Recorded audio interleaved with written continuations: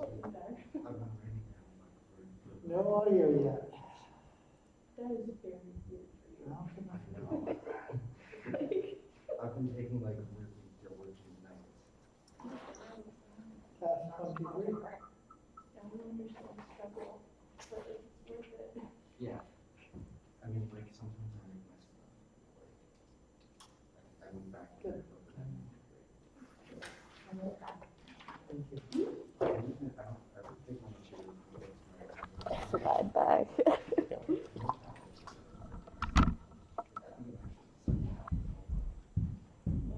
Is it like that size or is it like? Yeah. Okay. So are there any questions from last time? You will see there's a handout for today. I do have some for the 500 people that are in the class today, and they'll be appearing soon. We won't need them till the very end of the lecture today. So any questions online? Any questions online? Sure. So what we're moving into is flow in pressurized pipe systems. And for this, it's a continuation of what we've been doing. It's a continuation of the effects and the consequences of having a boundary layer. Before, we had the fluid flowing around the object, whether it was a golf ball, a frisbee, a flat plate, a flagpole. This is known in fluid mechanics terminology as external flows. Comparatively, though, we can have fluid contained within boundaries. For example, with a pipe on the pipe walls. And in those instances, again, in fluid mechanics terminology, these are known as internal flows. And that's what we're turning our attention to now. So in these piping systems, the difference is, compared to the external flows, there's not usually a leading edge and a trailing edge. So you might have miles and miles of pipe, and there may be an inlet and there may be an outlet, but by and large, throughout the entire system, there's no inlet and outlet, there's just the pipe and the fluid moving inside of it. And in the majority of these systems, the pipes are sitting still. So the boundary is stable, and the fluid is moving past the boundary inside a domain which is dictated by a boundary all the way around it.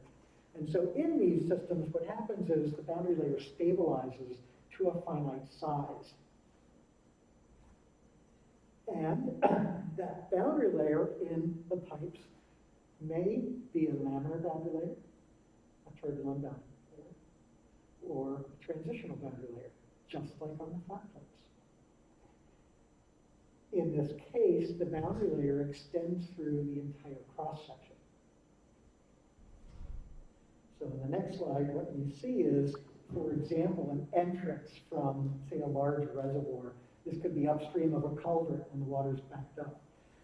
And so initially, there is, quote unquote, a leading edge, but again, ultimately, as you move downstream, what you see is the boundary at the very leading edge is creating that, through the no-slip condition, a location where the velocity goes from zero, the velocity of the boundary, to the free stream velocity.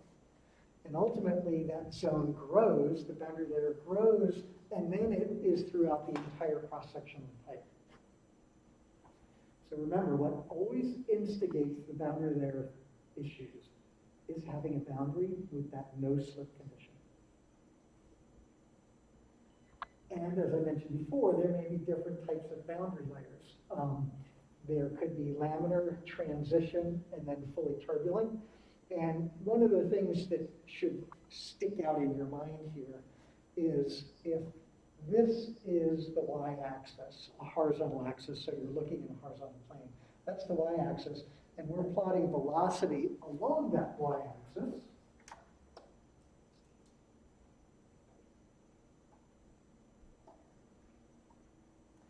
Then du dy would be the inverse slope of that plot.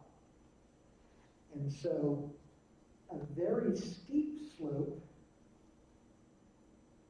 of dy du, a very steep slope of dy du, is a very flat slope of du dy. So why I draw your attention to that is In the turbulent boundary layer, near the center of the pipe, you see a very steep dy du. That means du dy is very flat. And I'll bring that up later in the lecture. Comparatively, in the laminar case, dy du is flat. It's flatter than the turbulent zone, and therefore du dy is steep. Sorry. Yeah, that's right. Okay. So, what we want to do is look at a control volume between two flat plates. So instead of a circular pipe, we're going to look at two flat plates that are infinitely into and out of this slide to develop what's going on within pipes. And ultimately, if we can describe what's happening in this 2D scenario, we can ultimately relate this to what happens in pipe. And so in this two-dimensional scenario, normally we would have x and z in this domain. So z is collinear with the vertical axis and gravity, and x is a horizontal axis. But in this tilted domain, what we would like to do is recognize that these two flat plates that are parallel are inclined to the x direction by an angle of theta. And in that case, dz can be related to any inclined axis. What we want to do is have an inclined axis where the L direction is parallel to the two plates. And the y dimension is perpendicular to the two plates. And you'll see why we're doing this when we move ahead. And so, as you can see on the bottom of the slide, dz dl is equal to sine theta. So if we know how this thing is angled, we can identify the relationship between these two different coordinate axis systems. And so again, we have two. Thank you so much. Oh, that stinks. Do you want me to make copies? Can you do that? Yeah. Yeah, if you could make like, let's see, there's 500 in here, so make one for everybody. Okay. So we have flow in here, and remember that no slip condition is factored in. And what we want to do is look at a very small coupon, or an element, as we'll call it. And in reality, this element is really thin and really small. It's differential in size, but my pen doesn't write in differential size. So this blue rectangle is the element, and it's going to have a differential size of dy in the dimension perpendicular to the angle of the two plates, and dl along the two plates.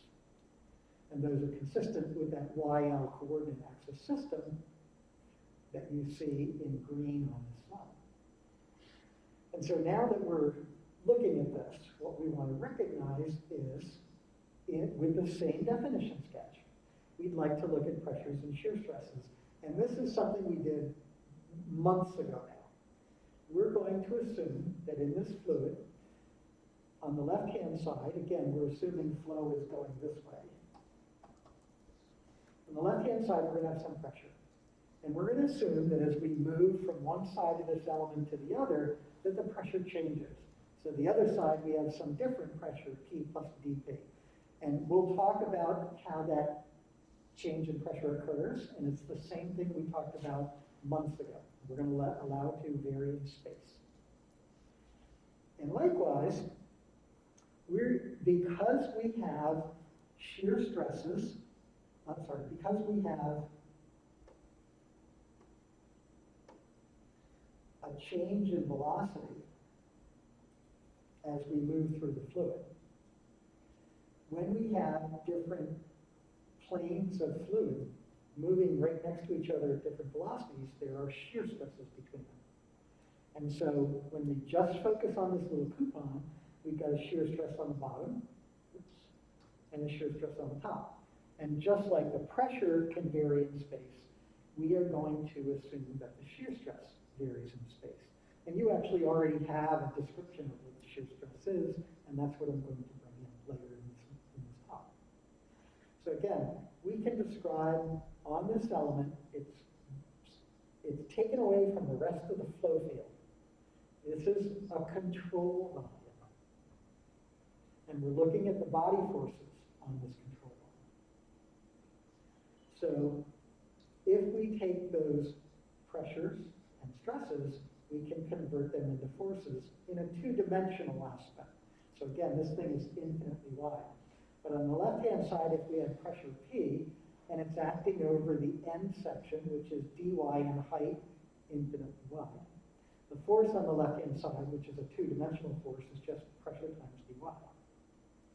Similarly, on the left-hand side, on the right-hand side, we had a pressure P plus dP. So it's a different pressure, and we have to figure out what dP is. But whatever that pressure is, in this case P plus dP, it can be converted to a force by multiplying it over the area it acts. And that area is dy. And again, it's infinitely wide. And the width will cancel out of all of these terms. So that's why we only need to look at a two-dimensional element. The shear stress on the bottom acts over an area dl by, again, the infinite width. So F3, the force on the bottom, would be tau dl. And lastly, on the top, the force on the top, F4, would be tau plus d tau. That's the shear stress on the top, times the area it acts over, dl by the infinite width. And so we have these four forces that we identified. F1 and F2 were due to the pressures on the ends. We have F3 and F4, which were due to the shear stresses on the top and bottom. And you'll notice that all of these are collinear with the L direction.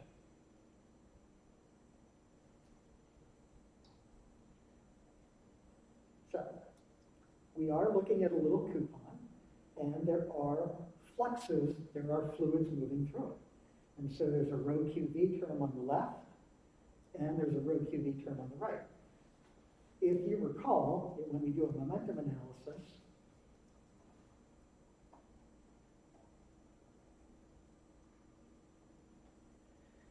there are two sign conventions on the momentum flux term. One is if it's entering or leaving. The other is if the velocity vector is in the positive or negative coordinate axis direction.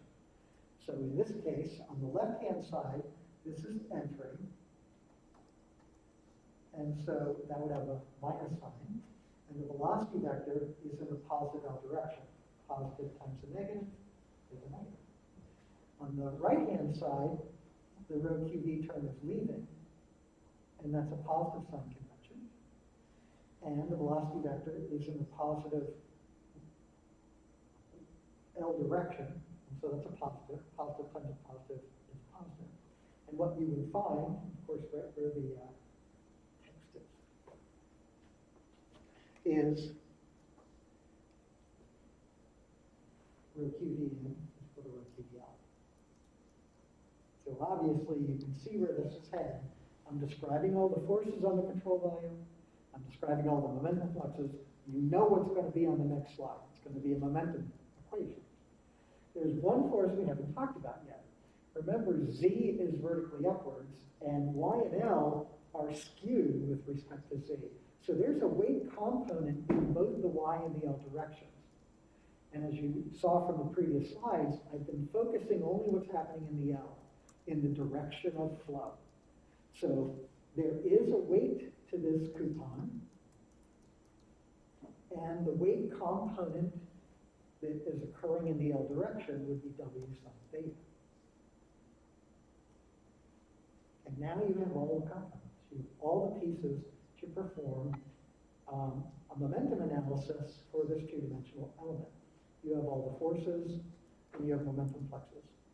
The only force that is not on this one is, I forgot to put it in, W sine theta. And so what we would say for this control volume is the sum of the forces would be equal to the sum of the momentum fluxes. 2 slides ago, we just identified that the sum of the rho QVs was 0. The momentum flux entering was equal to the momentum flux leaving. They're exactly the same. And so that just means that the sum of the forces on this control volume are 0. And those forces would be F1, the force on the left-hand side that you can see in this figure, F2, which is the force on the right-hand side on this figure. They're in opposite directions. F1 is acting in the positive L, and F2 is acting in the negative L. So it's F1 minus F2. F3 was the shear stress on the bottom. That should be a minus, the way I have these arrows. And F4 is acting in the positive L direction. So make sure you make that switch. And then WL is the weight component in the L direction, which is W sine theta. And that is acting in the positive L direction. So this sum of forces equation, we will substitute for F1, P dy, for F2, P plus dP dy, for F3, tau dL, for F4, tau plus d tau dL, and for WL, W sine theta. And that's what's on the next slide. So the sum of forces are going to be equal to 0. And as I promised, we have F1 minus F2 minus F3. I got the sign correct here. Minus F3 plus F4. And this is the weight. And the first thing you can see, just like many of the other derivations that we've done in here, there's a lot of things that cancel out. So for example, this P dy would cancel out with the other P dy between F1 and F2. What that would leave you with is a minus dP dL, dL dy.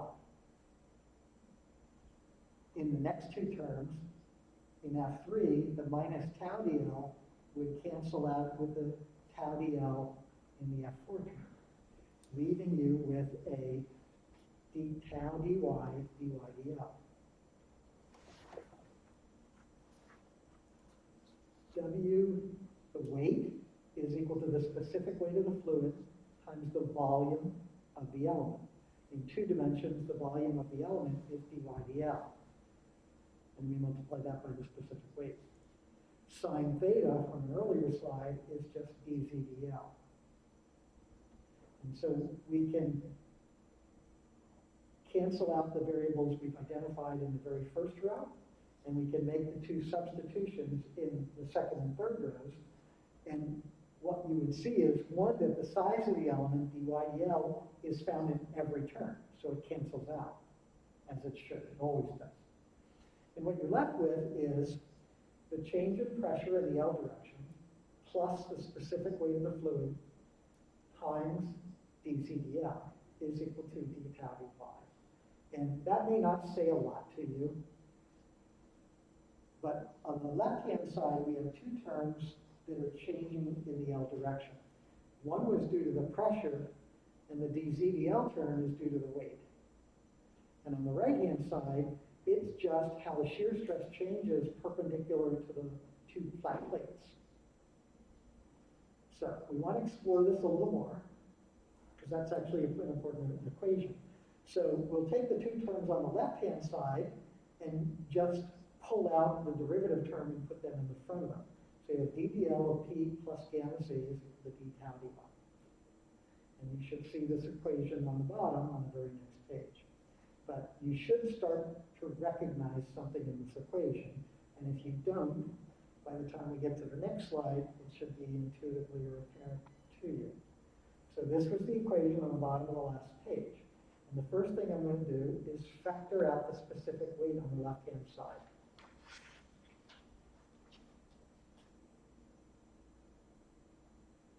The other thing we'll do is, on the right-hand side, use this expression, tau is equal to mu du dy.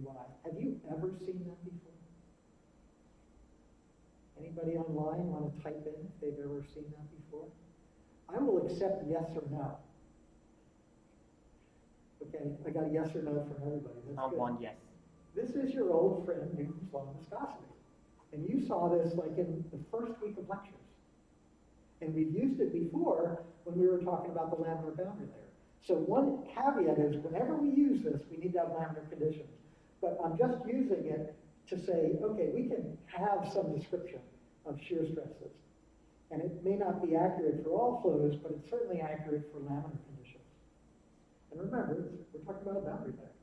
So we would substitute that into the right-hand side. And so instead of d tau dy, now you have d dy of mu, the viscosity, times du dy. And remember, I never hold you to derivations. It's what we get to at the end that's always important. I'm trying to pull you through by the nose kicking and screaming to get you to the final result. So the left-hand side, we had a gamma in front of it. I brought that to the right-hand side. So we reduced this. ddl of p over gamma plus c is equal to mu over gamma, d squared u dy squared, which may not say a lot to you, but have you ever seen p over gamma plus z before? And if you say no, I shudder to think what came off of those second exam scores. So where have you seen this before? I'm just letting you think. This was in the energy. Remember, d squared over 2g plus p over gamma plus z. The water surface elevation? P over gamma over plus z would be a water surface elevation, or it would be a surface of a reservoir or the surface of the groundwater table. In all those cases, that is true. In this case, we're talking about pipes, so there will be no free surface. Yeah.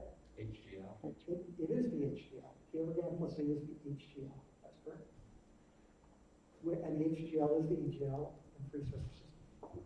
So we're just going to call this potential energy, little h. But again, you know it as the hydraulic rate line, which is really good. So what does this mean? Here's the equation from the last page. And now you see I've put dHdl on the right-hand side. That's ddl of p over gamma plus c. And what it's saying is, when you have a velocity profile, du dy, you will have a change in the potential energy of your system. That's what it simply says. What started all this? No slip condition. You have pipe walls that are not moving. And you have fluid moving inside them. That means there's a change in velocity from the center line of the pipe down to the pipe. Anywhere in that profile, you see a change in velocity. It all started with the no-slip condition. If you have a no-slip condition, you have a boundary layer. And that boundary layer, again, is just communicating something. It's saying to the entire flow field, there's a boundary somewhere in which there is zero velocity. And how it does that communication is by the velocity changing with distance. So in this case, you have a du dy, or that the velocity u is some function of the y direction. As we move in the y, you change velocity. And if you do have a velocity profile, if there is a u of y, then there must be shear stresses. Previous to this, what we would do is integrate those shear stresses over a surface to get the drag force. But now we're doing something else with it. If there are shear stresses because of that velocity profile, then you must have a change in potential energy as you move in the direction of flow. That's the key here. Now what the boundary layer is doing to you is requiring basically energy losses. You need to overcome those energy losses for the fluid to move. Again, this is the powerful slide that results from the derivation we just did. The boundary layer is now creating the fact that we will have energy losses in our system. And what's really, really important is that the energy losses are stolen from potential energy, not kinetic energy. Let me say that again. The energy losses are taken from potential energy. What we will find, though, is that the magnitude of the energy losses are related to the kinetic energy. And actually, that's what the d squared u dy squared term is saying. The larger and larger the velocity gradient, the higher and higher your energy losses are in the direction of flow. So if you had hardly any energy gradient, if U changes very little as you move across the pipe cross-section, you get hardly any energy loss, invisive flow, so to speak. So here is a very common looking turbulent velocity profile. You've seen this. If you recall, you had a laboratory experiment when the airflow stand with the pitot rate that measured the velocity across the cross-section of the pipe. You measured this. So you, unfortunately, know it happens. You can't plead ignorance in this case. And not uncommonly with these velocity profiles, these turbulent velocity profiles, you have a very steep du dy, very close to the pipe wall, but in the center, du dy is almost zero. Remember, this is y, and this is the u direction, and du dy is the inverse slope. So with this, notice I said before, after this slide, this will never be true again in this class. Before, we would have an energy grade line, and it was constant unless we had mechanical energy, a pump or turbine.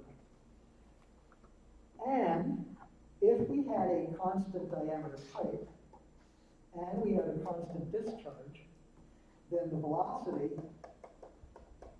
the average velocity, would be a constant. And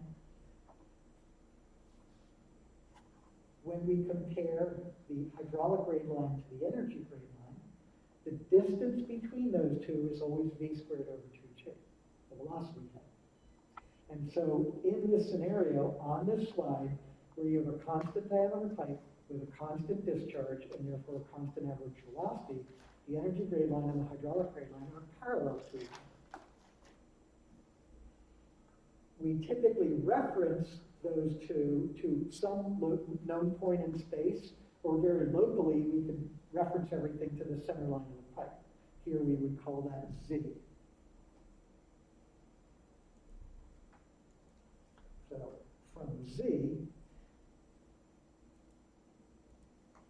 the energy grade line is Z plus P over gamma plus V squared over 2J. Whereas the hydraulic grade line is P over gamma plus C. Okay? Again, that's what we were calling H, the potential energy in the system. So remember, once I click advance on this slide, this is no longer true. So now what happens? Here's our hydraulic grade line. What's happening? The hydraulic grade line is decreasing in the direction of flow. Why? Because we have a pipe wall and a fluid moving inside of it. That creates a no-slip condition in which we must have a change in velocity from the boundary somewhere up into the fluid. That creates a velocity profile, which creates shear stresses, which result in energy losses, a change in potential energy as we move in the direction of flow. So this is what happens. The hydraulic grade line must change. However, if this is the same diagram as the last figure, constant diameter, constant discharge. So the velocity, the average velocity, is a constant. So v squared over 2g in this picture is all a constant. And that would say, whoops, that the hydraulic grade line and the energy grade line must be parallel, because v squared over 2g is not changing. So the energy grade line is sloping because losses were occurring from the hydraulic grade line. The EGL decreases in the direction of flow. You heard this as water flows downhill. That's not true. Water can flow uphill. Water flows, or any fluid flows, in the direction of decreasing energy. That's always true. And so when we look at this scenario, Again, what would be happening in this case of a horizontal pipe, the center line elevation is a constant. What would be changing is P over gamma. We would keep stealing energy losses from P over gamma. Now when we perform an energy analysis, remember before we would say B1 is equal to B2. That's not true anymore. You made me advance the slides, so it's not true anymore. Now what we would say is the upstream energy is equal to the downstream energy plus all of the energy losses that occur between 2 points. So you would select 2 points here, point 1 and point 2. And for those 2 points, we know we would have B1 and B2, and we can plot those. So here's B1, and B1 is the location of where the energy gray line is, right at that point. B2 is located above point 2, and it's the total Bernoulli sum, B squared over 2G plus P over gamma plus Z at point 2. And the difference between those is the head loss between those 2 points. And so you can see that B1 is an elevation greater than B2, and the difference between those elevations is the head loss. Okay. So, energy losses. This is what we're going to spend probably 4 or 5 lectures on, and we only have 7 lectures left. So, HF, we're going to identify as energy losses due to friction, and we'll spend 2 or 3 lectures on that. HM are going to be what we call minor losses. The energy losses are due to friction are what we were just describing. Mu over gamma d squared u dy squared equal to ddl dh. That's friction loss. That's due to the boundary layer, the no-slip condition. However, there are locations where we increase turbulence very locally, increase internal friction locally, and increase or create internal energy exchanges. And when I say energy exchanges, converting V squared over 2G to P over gamma and back. And whenever you do that, there's a penalty. Mother Nature doesn't let you do that for free. And typically where we would see things like this would be in a pipe bed, in a valve, in an entrance or an exit, in a Y fitting, a T fitting, an expansion and contraction. In these short transition areas, we tend to create an additional turbulence and an additional friction over and above the pipe friction itself. So in general, what we would say is, along any path line when we're performing an energy analysis, we would say that, for example, B1 is equal to B2, upstream is equal to downstream energy, plus the sum of all the energy losses. And the sum of all those losses we could just call HL.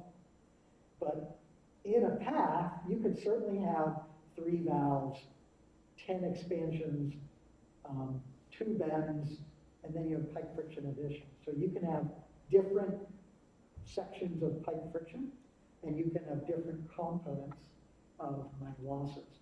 The path line is a series system. Everything is additive, meaning the energy losses are cumulative between points 1 and 2 on the path line. You can certainly create a path line that's so short, it only has maybe friction loss, or it's on either side of a valve.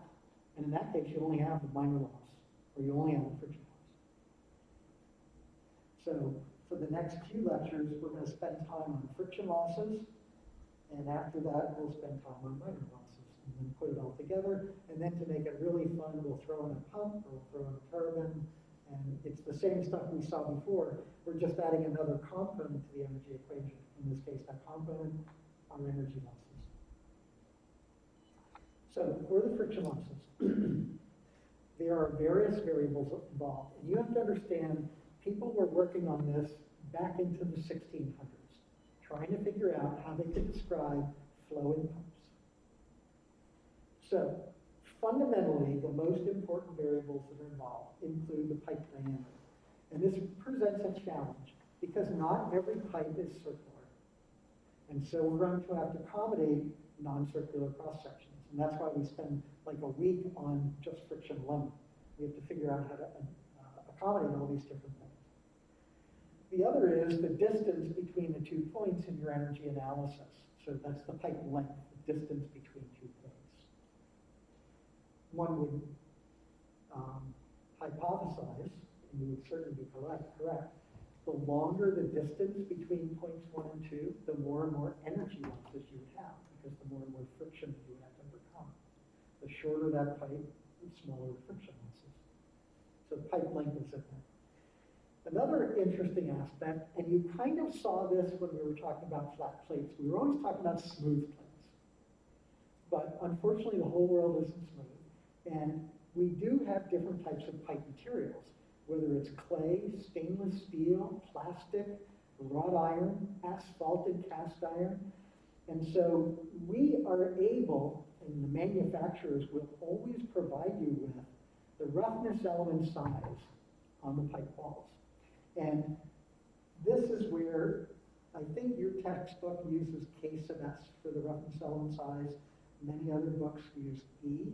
But again, what we're looking at is if this is a magnification of the pipe wall, there are roughness elements on the inside of the pipe wall.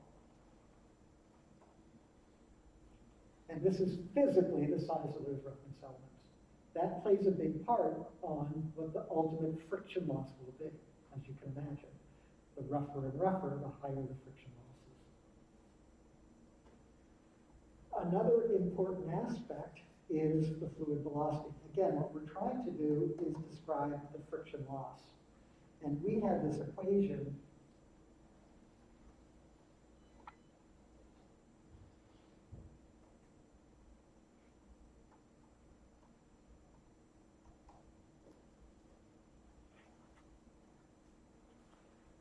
mu over gamma d squared u dy squared is equal to dHdl. So the size or the magnitude of this velocity is going to impact the magnitude of the energy losses.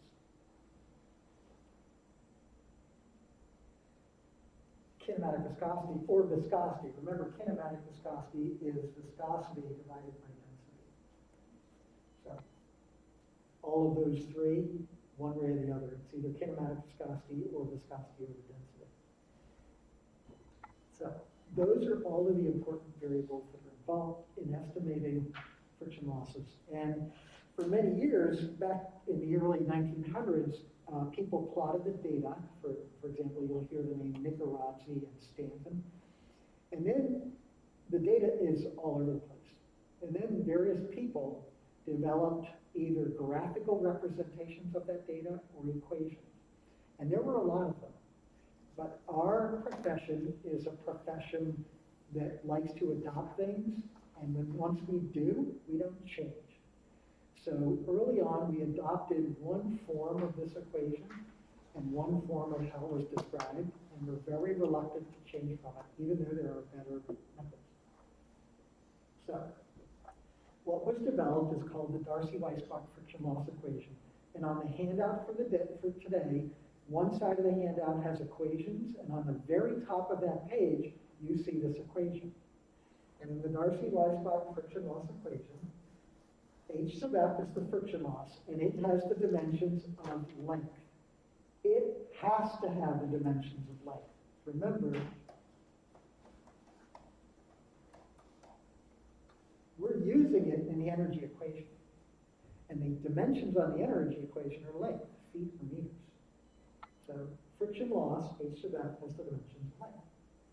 The Darcy-Weisbach friction factor, which we will expand on, is what puts together the viscosity, all the variables on the previous page. Viscosity, pipe diameter, wall roughness, velocity. It's going to amalgamate all these things. It is dimensionless, which is convenient. That means it has the same value in SI and BGS. The pipe length is in there. That has the dimensions of length. and the pipe diameter is in there. And so L over D is going to be a dimensionless quantity, even though individually length and diameter have dimensions. They need to be the same dimensions to be dimensionless. And then the last term in the Darcy-Weisbach equation is an old friend. Where have you seen v squared over 2g before? It's the kinetic energy term, right? It's the difference between the energy gray line and the hydraulic gray line. And remember, this term, d squared u dy squared, is embodying that. The rate of change of energy as we move through the system is proportional to the kinetic energy in the system. If you have more kinetic energy, meaning more v squared over 2g, you're going to have more energy losses. That fundamentally is a concept on how we design pressure transmission systems. We don't want to keep our energy as velocity. Why? Because the higher velocity, the more energy losses we have. What we do is we keep our energy as pressure or elevation. And at the very end, we convert everything to v squared over 2g. That's your faucet. Behind that faucet, everything is stored as pressure. And v is the average velocity. Again, we calculate that as the total discharge over the cross-section area. So again, it's an average velocity. We know there's a velocity profile through the system. There has to be. You have a no-slip condition, and that dictates that you have a velocity profile. And remember, velocity has the dimensions of length per time, and v squared over 2g, because it fits in the Bernoulli sum, has the dimensions of length. And so when you look at that equation, the Darcy-Weisbach equation, h sub f is getting its dimensions from v squared over 2g. All right? And if you look at this, basically h sub f is proportional to v squared over 2g. And the proportionality constant is FL over D.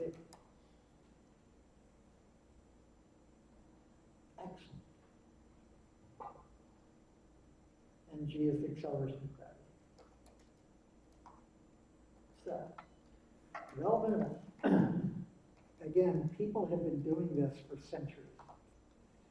And what people did was collect all of the data in that initial definition sketch we had. So instead of two flat plates, they had a pipe. They had flow through the pipe, and the fluid had properties, and there were a distance between the pipe. And what they could do is measure the pressure, measure the velocity, measure the elevation. They measured everything in a Bernoulli analysis and then found the friction loss. And then with the friction loss, they were comparing it to all these other variables: length, diameter, velocity, head. And they developed this proportionality concept, the Darcy-Weisbach friction concept. So F had characteristics that relate to the boundary layer, because basically this all started with the boundary layer. And therefore, F would demonstrate characteristics in some cases where you had laminar conditions, other characteristics when you had transitional boundary layer conditions, and other characteristics of the friction factor in which you have completely turbulent. When we were talking about either drag on flat plates or drag on three-dimensional objects, we had drag coefficients or shear stress coefficients related to what the boundary layer was. Was it a laminar boundary layer, transitional, turbulent? And that drag coefficient, remember, for example, for the sphere, varied as the Reynolds number. And so you had a portion of that curve that was linear. Drag coefficient was equal to 24 of the Reynolds number. And then it started to deviate from linear. And then it did something weird once it went from transition to turbulent. This odd characteristic is also, this is external flows. It's also happening with internal flows. The difference is we don't have a leading edge and a trailing edge. All we have is a fully established boundary layer in a section of pipe. And that boundary layer is laminar, transitional, or terminal. So overall, the Darcy-Weisbach friction factor was best predicted by the Reynolds number, just as the drag coefficient in the figure above is best predicted by the Reynolds number and the shape of the object. Remember, we had a different plot of C sub D versus Reynolds number for all these different shapes. And I gave you a full handout of those. And the other thing that the friction factor was predicted best by was the relative importance between the wall roughness size and the flow field size.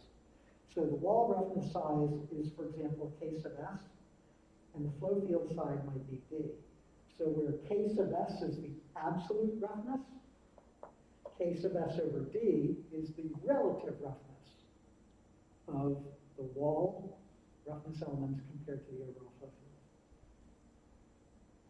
So this is the busy diagram on the back side of the handout for today.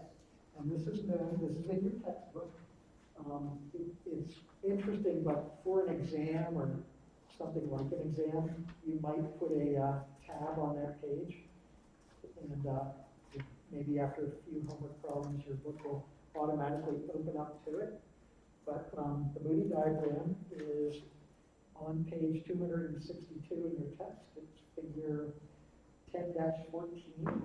And it's not as colorful as this one. It's in black and white and gray. And what you have on the left-hand axis is the friction factor. That's what we want to find. And unfortunately, you have three other axes. You don't always need them, but there are three other axes on this chart. The horizontal axis is the Reynolds number. And the Reynolds number is the average velocity in the pipe times the pipe diameter divided by kinematic viscosity. That should be pretty straightforward. And you've had to use this in some of your labs.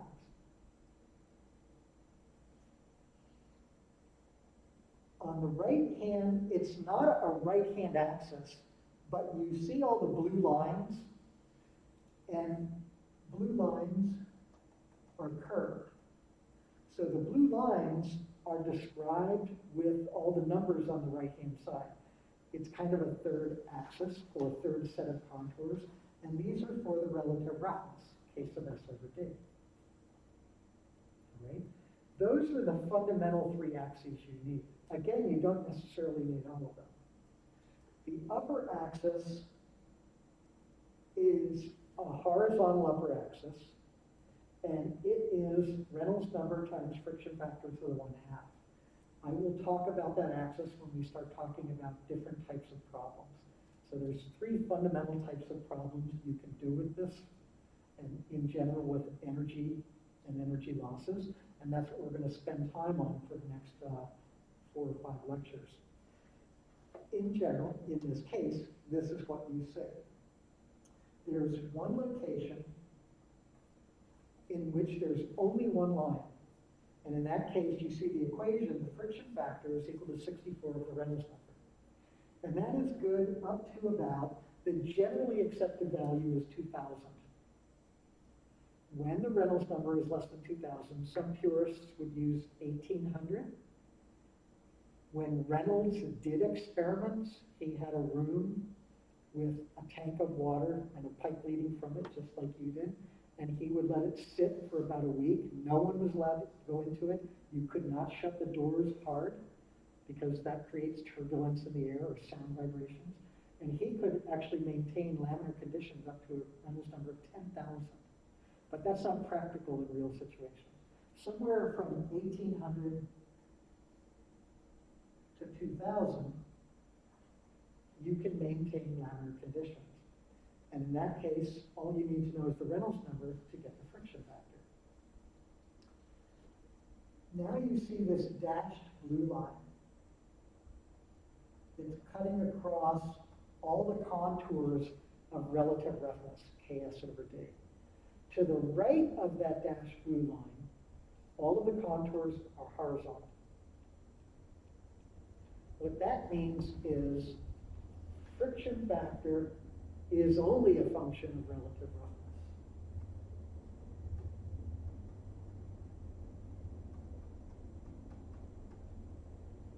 remember here, we have the friction factor is only a function of rate. And it tells you this is the turbulence zone. Sometimes you will see that them call it the wholly rough zone, although I don't think the Pope had anything to do with it. In this zone, you have a turbulent boundary layer. In the laminar portion, you have a laminar boundary layer. What's between the two? Transition. Okay? So in between these two zones, you have a transitional boundary layer. And it's called the transitional zone of the Moody diagram. Again, this figure is known as the Moody diagram after the gentleman who developed it. I showed you some figures last class of particle sizes of settling velocity that were done by a gentleman named Hunter Rouse, who was actually a very famous hydraulic engineer. And I took a course from Dr. Rouse. He actually developed something like the Moody diagram, which actually was easier to use. And he was always trashing Moody because everybody adopted what Moody did, and Hunter Rouse also had a big ego and thought everybody should have adopted his. So there are other things out there, but Moody is what our profession has adopted. You will find it in ASCE standards of practice. So I see we're almost out of time, but in the transition zone, the friction factor is a function of both relative roughness and Reynolds number. So you need both in order to get the friction factor.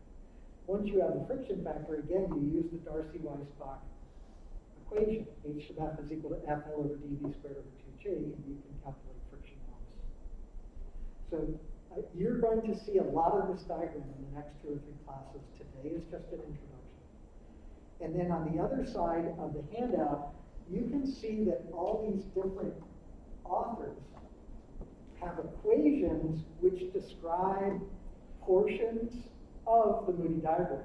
So for example, the first line is just describing the first equation in the laminar zone. You will see the next 3 equations, the lowest value of K sub S over D is 0. That's called the smooth pipe curve. In some of your problems, you'll be told you have smooth pipes. That's the curve you're on. And so some equations just predicted that curve. And other equations predicted the transition zone, and other equations predicted the turbulence. The ones I see most people using today are those 2, and you'll see why. And I typically use Swami and Jane in this course. They're all in your book. All these equations are in your book. So I know I'm a little bit over. Everybody's moving out this weekend. We're going virtual starting Monday, and I will be here. The rest of the class is right in this room. Unfortunately, you're being booted off campus, and we will see you maybe in February. I'll see you virtually Monday. Any questions? All right. Have a good weekend.